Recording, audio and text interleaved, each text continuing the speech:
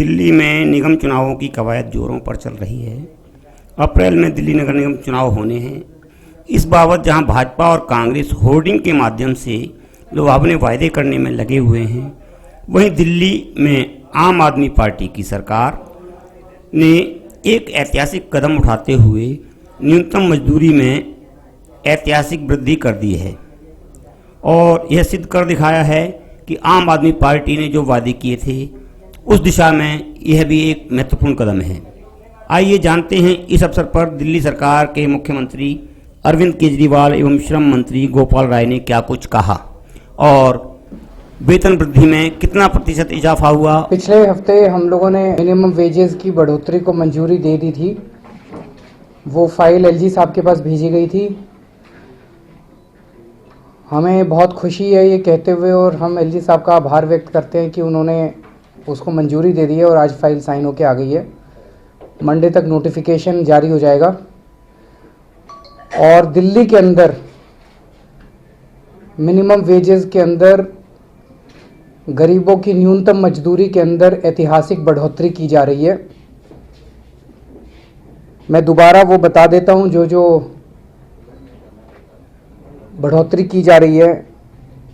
Unskilled category में पहले 9,724 रुपये महीना मिला करते थे, अब 13,350 रुपये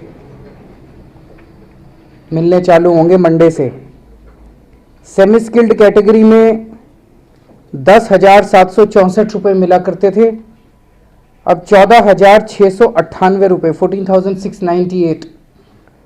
स्किल्ड कैटेगरी में पहले 11,830 रुपये मिला करते थे, अब 16,182 रुपये महीना मिला करेंगे। मुझे लगता है कि शायद आज़ाद भारत में ये सबसे बड़ी बढ़ोतरी है। पूरे देश के अंदर दिल्ली एक ऐसा राज्य होगा जिसमें इतने ज़्यादा मिनिमम वेजेस मजदूरों को मिलेंगे। जब भी गरीबों की बात आती थी, कोई भी सरकार गरीबों की तरफ देखता नहीं है। वोट लेने के लिए गरीबों के पास जाते हैं, लेकिन फिर जीतने के बाद सारी सरकारें अंबानी अडानी के लिए काम करती हैं। आम आदमी पार्टी की पहली सरकार है जो गरीबों के लिए काम करती है।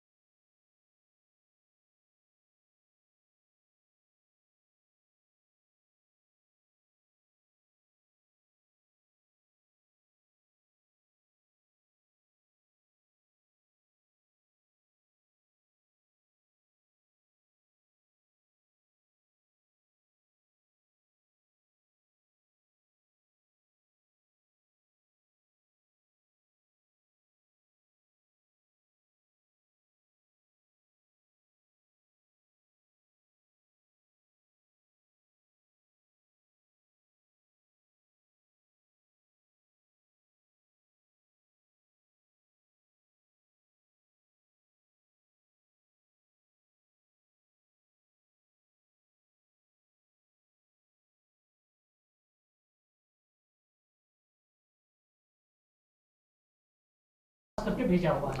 देखिए अभी जो हमारे पास पावर है उसमें 500 रुपए की पेनल्टी का केवल पावर है,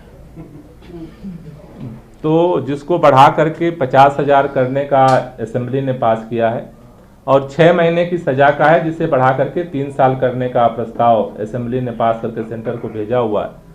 तो इसको करेंगे और कमेटी इसकी क्लोज मॉनिटरिंग करेगी। एक सिस्टम और हम बना रहे हैं, अभी तक जहां पर मिनिमम वेज नहीं मिलता था, इंस्पेक्टर जाता था और पैसा लेकर के चुप हो जाता था। तो डिपार्टमेंट ये भी बना रहा है कि ऑनलाइन सभी एम्प्लॉयर्स को ऑनलाइन इंफॉर्मेशन देनी पड़ेगी रेगुलर बेस पर डिपार्टमेंट को कि हमने ये पेमेंट कर दिया है, और अगर उसकी रेंडम हम चेक करेंगे तो उसको, जिससे कि मतलब बीच में जो दलाली होती थी उसको भी हम कम कर सकें और मॉनिटरिंग के सिस्टम को भी स्ट्रांग कर सकें। तो आप लोग देख सकते हो जो अमेंडमेंट बिल पास हुआ वो कितना क्रिटिकल है मिनिमम वेजेस को लागू कराने के लिए। इसीलिए आज आप सब लोगों के माध्यम से, मीडिया के माध्यम से हम केंद्र सरकार से हाथ जोड़ के अपील करना चाहते हैं कि उसमें जो 2-3 अमेंडमेंट्स करे हैं हमने, वो इसीलिए कि मिनिमम वेज एक्ट को लागू करने के लिए सरकार को एडिक्वेट पावर्स मिल सकें। 500 रुपये से तो कोई डरने वाला नहीं है। तो वो जो सज़ा 3 साल की सज़ा और 50,000 रुपये पेनल्टी, ये उसमें प्रावधान था। देखिए, इसको जो मिनिमम वेज निर्धारित होता है उसमें बेसिक जो फैक्टर होता है वो है फूड का, और उसमें जो वर्तमान समय का कमेटी जब बनती है वो अपनी सब कमेटी निर्धारित करती है। एम्प्लॉयर की भी कमेटी बनती है और एम्प्लॉइज की भी कमेटी बनती है, और ये मार्केट सर्वे करते हैं। मार्केट सर्वे के आधार पर जो रेट आता है उस समय का, उसके आधार पर टोटल कैलकुलेशन होता है, एंड टोटल कैलकुलेशन का फिर परसेंटेज करके शिक्षा का उसमें जुड़ता है, उसमें आवास का जुड़ता है, उसमें फ्यूल का जुड़ता है, ये उसके परसेंटेज पे जुड़ता है। तो वो मई के महीने में वो सर्वे हुआ था पहली बार, एंड सेकेंड जो हुआ है दिसंबर के महीने में हुआ है। तो दिसंबर के महीने में जो थोड़े लो प्राइसेज रहे हैं उसके आधार पर ये कैलकुलेशन आया है। जैसे मैं आपको फिगर्स देता हूँ, इन्होंने जो पहले वाली कमेटी बनी थी उन्होंने मार्केट का सर्वे कराया, और ये पहली बार पूरे देश में इतना साइंटिफिक तरीके से मार्केट से सारे प्राइसेस लेके और फॉर्मूले के हिसाब से मिनिमम वेज तय किए गए हैं। उन्होंने जब अप्रैल वाली कमेटी ने मार्केट का सर्वे कराया तो फूड का बिल एक 3 मेंबर्स की फैमिली के लिए 8,440 रुपये आया उस टाइम अप्रैल में। अब दिसंबर में जब इन्होंने सर्वे कराया तो फूड का बिल 3 मेंबर की फैमिली का 7,986 आया। इस वजह से जो सर्वे था इनका जो मार्केट का, वो हो सकता है सीजनल वेरिएशन हो, तो इस वजह से ये थोड़ा सा कम हुआ है।